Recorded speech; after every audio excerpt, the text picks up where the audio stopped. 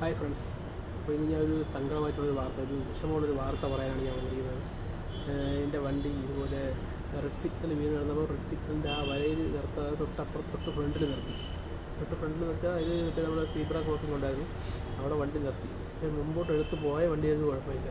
ഞാൻ ഈ ഓറഞ്ച് കഴിഞ്ഞ് റെഡ് ആയതുകൊണ്ടാണ് അവിടെ വണ്ടി നിർത്തിയത്. എൻ്റെ അത് തെറ്റാണ്, അത് ഞാൻ സമ്മതിക്കുന്നു, അത് ഞാൻ തെറ്റ് സമ്മതിക്കുന്നു. പക്ഷേ 3000 രൂപയാണ് ഫൈൻ അടിച്ചു വന്നത്. ഇതെങ്ങനെ അടയ്ക്കുമെന്ന് ആലോചിച്ചിട്ട് എത്തും പിടിയിരിക്കുന്നു. അപ്പം നിങ്ങളാണെങ്കിലും ഇതുപോലെ ഇത്രയും വലിയ ഫൈനൊക്കെ വരുമ്പോഴത്തേക്കും അപ്പോൾ സാധാരണപ്പെട്ട ആൾക്കാർക്ക് അടയ്ക്കാൻ കുറച്ച് ബുദ്ധിമുട്ടായി. തെറ്റ് നിയമത്തിൻ്റെ വഴി തന്നെ പോകണം. പക്ഷേ തെറ്റ് നമ്മുടെ ഭാഗത്താണെങ്കിലും ഇത്രയും വലിയ ഫൈനൊക്കെ വരുമ്പോഴത്തേക്കും വലിയൊരു ബുദ്ധിമുട്ടാണ്.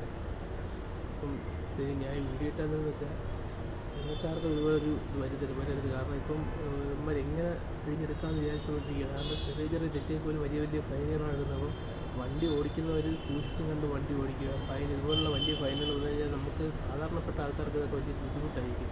അപ്പം നിങ്ങൾ നോക്കിയൊക്കെ വണ്ടി ഓടിക്കുക. ഇതേപോലെ റെഡ് സിഗ്നലൊന്നും ജമ്പ് ചെയ്യാൻ നിൽക്കില്ല. റെഡ് സിഗ്നൽ ജമ്പ് ചെയ്ത് പോയ വണ്ടിയൊക്കെ കുഴപ്പമില്ല, പക്ഷെ അവിടെ നിർത്തിയിട്ട 2 വണ്ടികൾക്ക് ഫൈൻ അടിച്ചിരിക്കുന്നു. അപ്പോൾ അതിൽ എൻ്റെ വണ്ടി ഉൾപ്പെട്ടു എന്നതാണ് ഇതിൽ ഒരു വിഷമമായിട്ടുള്ള വാർത്തയാണ്. അതുകൊണ്ട് സങ്കടവും സന്തോഷവും എല്ലാം നമ്മൾ പങ്കുവയ്ക്കേണ്ട യൂട്യൂബ് ചാനൽ വഴി. അപ്പോൾ അതുകൊണ്ട് പറഞ്ഞത് മാത്രം. അപ്പോൾ ആരും ഇതുപോലെ ഒന്നും ചെയ്യരുത്. നമ്മൾ ഏറ്റവും ശ്രദ്ധിച്ച് തന്നെ പോകണം. ഇപ്പം നമുക്ക് അത്യാവശ്യമായിട്ട് എവിടെയെങ്കിലും പോകണമെങ്കിൽ പോലും നമ്മൾ അങ്ങനെ ഒരിക്കലും കറക്റ്റായിട്ട് നമ്മൾ നിയമം പാലിച്ച് തന്നെ പോകണം. ഇല്ലെങ്കിൽ നമ്മൾ നിയമത്തിൻ്റെ ഉള്ളിൽ തെറ്റിച്ചാൽ പോലും പിടിക്കാൻ വേണ്ടി 100 കണ്ണുകൾ നമ്മുടെ മുകളിലുണ്ടെന്ന് വിചാരിക്കുക. കാരണം അത്രയ്ക്കും കടം വാങ്ങിച്ച് നാടിനെ മുടിച്ചുകൊണ്ടിരിക്കുന്ന സർക്കാരാണ്. അവർക്ക് എന്തെങ്കിലും കിട്ടണമെങ്കിൽ ഇതുപോലുള്ള മാർഗ്ഗങ്ങളിലൂടെ പാവപ്പെട്ടവരുടെ കയ്യിൽ നിന്ന് പൈസ പിടിച്ചേ പറ്റുള്ളൂ. കാരണം ഹെൽമെറ്റ് വയ്ക്കാതെയോ സീറ്റ് ബെൽറ്റ് ഇടാതെയോ പോയ ഒരു ഇതല്ല ഇത്. സംഭവം എന്ന് വെച്ച് കഴിഞ്ഞാൽ ഇത് തെറ്റാണെങ്കിലും 3000 രൂപയൊക്കെ ഫൈൻ ഇടേണ്ട തെറ്റുള്ളതാണ്.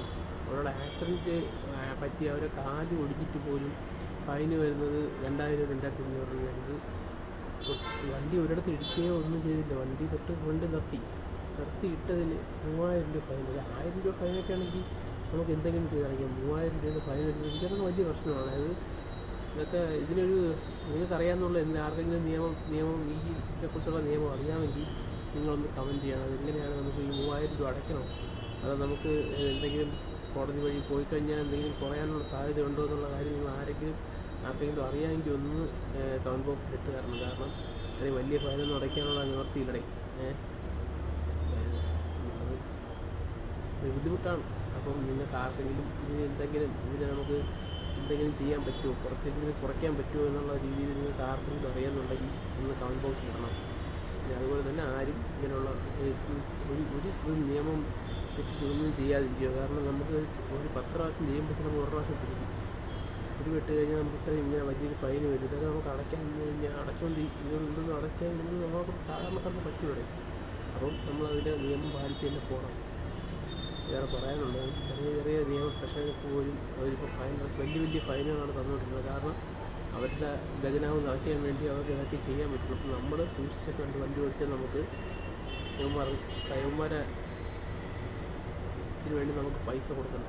ഇത് പറയാൻ വേണ്ടിയാണ് ഞാൻ ഈ വീഡിയോ